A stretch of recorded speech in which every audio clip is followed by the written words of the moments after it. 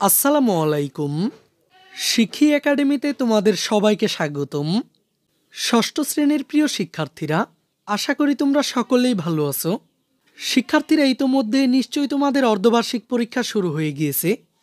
শিক্ষার্থীরা, আজকের এই ক্লাসটিতে আমরা আলোচনা করব তোমাদের বাংলা দ্বিতীয় পত্রের প্রশ্নের ধারা ও মানবন্টন এবং সাজেশন নিয়ে। তোমাদের বাংলা দ্বিতীয় পত্রে মোট 50 নম্বরের লিখিত পরীক্ষা অনুষ্ঠিত হবে, যেখানে বহু নির্বাচনী প্রশ্ন থাকবে 15 নম্বরের এবং নির্মিতি অংশ থাকবে 35 নম্বরের। তো চলো প্রথমে আমরা প্রশ্নের ধারা ও মানবন্টন দেখে নিই। নির্মিতি অংশের জন্য 35 নম্বর এবং বহু নির্বাচনী প্রশ্নের জন্য 15 নম্বর বরাদ্দ আছে। শুরুতে আমরা দেখে নিই নির্মিতি অংশে কি কি থাকছে। নির্মিতি অংশের শুরুতেই থাকবে অনুধাবন দক্ষতা ও অনুচ্ছেদ রচনা। তোমাদেরকে একটি অনুধাবন দক্ষতা এবং একটি অনুচ্ছেদ রচনা দেওয়া হবে, আর এই দুইটি থেকে যে কোনো একটি প্রশ্নের উত্তর করতে হবে। আর এখানে মোট নম্বর থাকবে 5 নম্বর। এরপর থাকবে পত্র রচনা, যেখানে দুইটি প্রশ্ন থেকে একটি প্রশ্নের উত্তর করতে হবে, আর এখানেও নম্বর থাকবে 5 নম্বর। এরপর সারাংশ এবং সারমর্ম থাকবে। তোমাদেরকে একটি সারাংশ এবং একটি সারমর্ম দেওয়া হবে, আর এই দুইটি থেকে যে কোনো একটি লিখতে হবে। এখানেও 5 নম্বর থাকবে। এরপর থাকবে ভাব সম্প্রসারণ। তোমাদেরকে মোট 2টি ভাব সম্প্রসারণ দেওয়া হবে, এখান থেকেও একটি লিখতে হবে, আর ভাব সম্প্রসারণের জন্য 5 নম্বর দেওয়া থাকবে।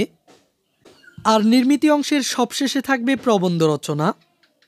আর পরীক্ষায় তোমাদের মোট 3টি প্রবন্ধ রচনা আসবে, যেখান থেকে একটি লিখতে হবে। আর এই প্রবন্ধ রচনার জন্য সর্বোচ্চ নম্বর থাকবে 15 নম্বর। তো এই ছিল মোট 35 নম্বরের নির্মিতি অংশ। আর বহু নির্বাচনী প্রশ্ন থাকবে ব্যাকরণ অংশ থেকে। তোমাদেরকে মোট 15টি বহু নির্বাচনী প্রশ্ন করা হবে, আর তোমাদেরকে এই 15টি বহু নির্বাচনী প্রশ্নের উত্তর করতে হবে। আর প্রতিটি প্রশ্নের জন্য তোমরা মোট 1 নম্বর করে পাবে। এখানে তোমাদেরকে অবশ্যই সঠিক উত্তরটি করতে হবে। তো এই ছিল মোট 50 নম্বরের মানবন্টন।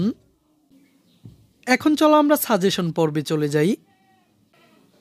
প্রথমে আমরা দেখব অনুচ্ছেদ রচনা। শিক্ষার্থীরা, আমি এখানে তোমাদেরকে গুরুত্বপূর্ণ 4টি অনুচ্ছেদ রচনা দেখানোর চেষ্টা করেছি। এখানে প্রথম অনুচ্ছেদ রচনাটি হচ্ছে ছবি আঁকা। এরপর দ্বিতীয় অনুচ্ছেদ রচনাটি হচ্ছে ফেরিওয়ালা। এরপর লাইব্রেরি। আর সবশেষ অনুচ্ছেদ রচনাটি হচ্ছে বাংলা নববর্ষ। শিক্ষার্থীরা, অবশ্যই তোমরা এই অনুচ্ছেদ রচনাগুলো পড়ে নিবে। এখন আমরা দেখব সারাংশ লিখন। সারাংশ লিখনের জন্য প্রশ্নে তোমাদেরকে একটি অনুচ্ছেদ দেওয়া হবে, আর তোমাদেরকে এই অনুচ্ছেদটিকে সংক্ষেপে 2 থেকে 3 লাইনের মধ্যে লিখতে হবে। শিক্ষার্থীরা, অবশ্যই তোমরা এই প্রশ্নগুলো সহকারে উত্তরটি পড়ে নিবে। তোমাদের প্রশ্নে এই অংশটুকু দেওয়া থাকবে, আর উত্তরে তোমাদেরকে এই অংশটুকু লিখতে হবে। আমি এখানে সাজেশন হিসেবে প্রথমটিতে দিয়েছি ভাত বাঙালির বহুকালের প্রিয় খাদ্য, আর দ্বিতীয়টিতে রয়েছে মিনু অনুচ্ছেদ থেকে। অবশ্যই তোমরা এখানে প্রশ্ন এবং উত্তর বুঝে পড়ে নিবে। আর তৃতীয়টি হচ্ছে সাজসজ্জার দিক থেকে বেশ ঝোঁক ছিল প্রাচীন বাঙালির, চুলের বাহার ছিল দেখার মতো, মাথার উপরে চুরো করে বাত্ত চুল। এখানে এই অনুচ্ছেদটির সারাংশও নিচে দেওয়া হয়েছে।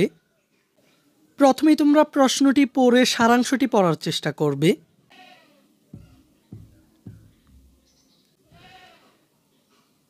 এরপর রয়েছে নির্মিতি অংশের ভাব সম্প্রসারণ। শিক্ষার্থীরা, আমি তোমাদের অর্ধবার্ষিক পরীক্ষার জন্য সাজেশন হিসেবে 3টি ভাব সম্প্রসারণ দেখানোর চেষ্টা করেছি। এর মধ্যে প্রথমটি হচ্ছে চরিত্র মানব জীবনের অমূল্য সম্পদ, আর দ্বিতীয়টি হচ্ছে শিক্ষায় জাতির মেরুদণ্ড, আর তৃতীয় ভাব সম্প্রসারণটি হচ্ছে বিশ্বে যা কিছু মহান সৃষ্টি চিরকল্যাণকর।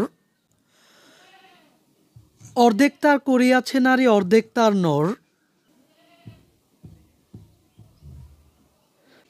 এখন চলো আমরা দেখে নিই পত্র রচনায় কি কি থাকতে পারে। এখানে প্রথমেই রয়েছে বিনা বেতনে অধ্যয়নের জন্য। তোমার স্কুলের প্রধান শিক্ষকের নিকট একখানা দরখাস্ত লেখো। আর দ্বিতীয়টি হচ্ছে বিদ্যালয়ে অনুপস্থিতির জন্য প্রধান শিক্ষকের কাছে দরখাস্ত। এরপর তৃতীয়টি হলো বড় বোনের বিবাহ উপলক্ষে প্রধান শিক্ষকের কাছে অগ্রিম ছুটির আবেদন। আর সবশেষ 4 নম্বরটি হলো তোমার বিদ্যালয়ের পুরস্কার বিতরণী অনুষ্ঠানের বর্ণনা দিয়ে বন্ধুকে পত্র লেখো। আমি তোমাদেরকে এখানে নমুনা হিসেবে প্রথমটি দেখানোর চেষ্টা করেছি। এটি হচ্ছে বিনা বেতনে পড়ার সুযোগ লাভের জন্য প্রধান শিক্ষকের কাছে আবেদন। শিক্ষার্থীরা অবশ্যই তোমরা দরখাস্ত লেখার নিয়মটি দেখে নিবে। এখানে প্রথমে তারিখ থাকবে, এরপর বরাবর প্রধান শিক্ষক, এরপর থাকবে প্রতিষ্ঠানের নাম, আর এরপর থাকবে জায়গার নাম, আর এরপর বিষয়টি লিখতে হবে, আর এরপর জনাব দিয়ে বিস্তারিত কারণ উল্লেখ করতে হবে। আর সবশেষে তোমার নাম, শ্রেণী, শাখা এবং রোল নম্বর উল্লেখ করতে হবে। আর নির্মিতি অংশের সবশেষে থাকবে প্রবন্ধ রচনা। আমি এখানে তোমাদের সাজেশন হিসেবে মোট 4টি রচনা দিয়েছি। আশা করছি এই 4টি থেকে আসবে। প্রথমটি হচ্ছে আমাদের গ্রাম, আর দ্বিতীয়টি হচ্ছে আমার দেখা নদী, তৃতীয়টি হচ্ছে বর্ষাকাল, আর চতুর্থটি হচ্ছে সত্যবাদিতা। শিক্ষার্থীরা আশা করছি তোমরা এই সাজেশন অনুযায়ী বাংলা দ্বিতীয় পত্রের জন্য ভালো প্রস্তুতি নিবে। এই ক্লাসটি তোমাদের কাছে কেমন লেগেছে তা আমাকে কমেন্ট করে জানিয়ে দাও।